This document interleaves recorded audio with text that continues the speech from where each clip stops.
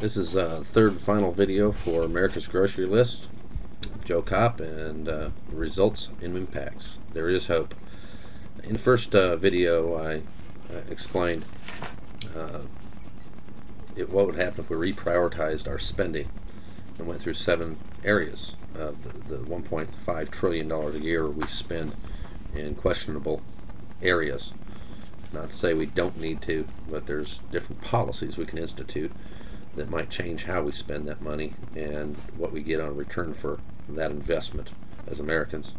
Right now we get nothing on that return for investment, and in the second video I discussed what those benefits would be financially and how that would help out America. This third part, the results and impacts of those first 2 segments, and there is hope. What does it really mean in layman's terms? And here's the 3 top things. $1.5 trillion in American savings if we instituted those policies. $380 billion in additional tax revenues to America's coffers. And a $620 billion a year at the gas pumps would be savings at the gas pumps for American citizens would be realized. Think about that. Just about 4 or 5 years ago, 6 years ago even, gas, I was paying $1.20 something at the pump, $1.29. I think it was 2004, 2005. Now we're up to almost $4 a gallon. But if we even got back to $1.50 a gallon range, and it could be done if we instituted these policies, our domestic energy resources were being taken here.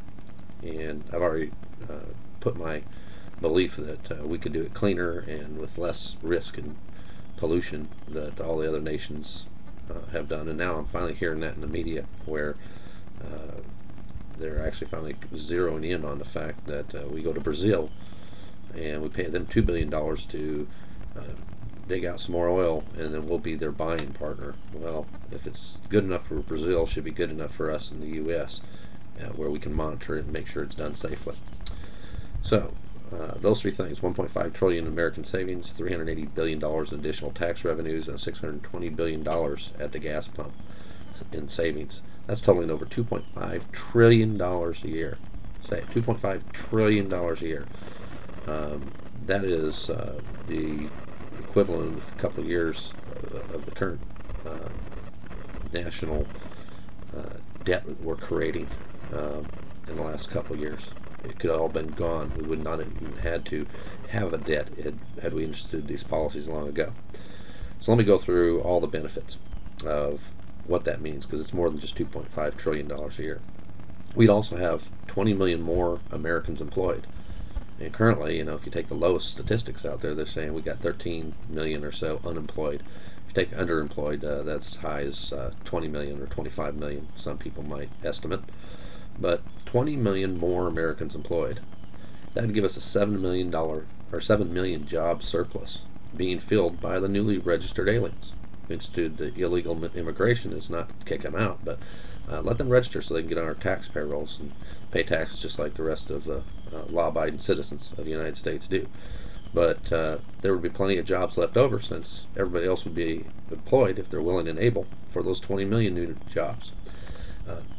The thing about this is demand for employees drive up the average wage now. So really wouldn't have a need for a minimum wage, because there'd be so many jobs and so few people to fill them that the employers are, according to supply and demand, paying more to retain the best employees. So average wages go up too. We start moving people that might normally be in a lower class into a middle class income. Specifically when we're talking about 10 million jobs being created in the energy industry, where they average $20.88 an hour. That's a big rise from $7.50 an hour, or even $8 an hour, 3 times the rate almost. By instituting these policies and saving the money and generating other income, we'd have enough money to fund all the healthcare initiatives, even if we don't agree how that's done, through government or through a subsidy through corporations, and giving them the money that we're reaping in savings to help pay premiums privately. We wouldn't have a need for a national health care run by the government and we wouldn't have a worry either because everybody would be able to afford it. We'd also have enough money to fund all the new green energy research and development projects. I'm with everybody. Everybody believes we don't want pollution, don't want to kill the environment. I enjoy my lakes, streams, and mountains, and snows. But we can do this clean and at the same time take the additional savings and money and not only go find new green energy research and development, but do it faster because we have the money to do it without putting more burden of taxes on people when we are already broke and we can't afford it. Enough money is there to pay off our debt to China and the other nations that have borrowed us money in the last couple of years. And it can all be paid off in full in 2 years, which means no more interest payments, which right now are equivalent to like $500 billion a year.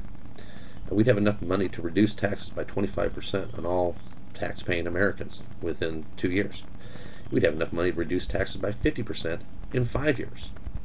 And we'd have sustained growth for all of Americans and all citizens alike.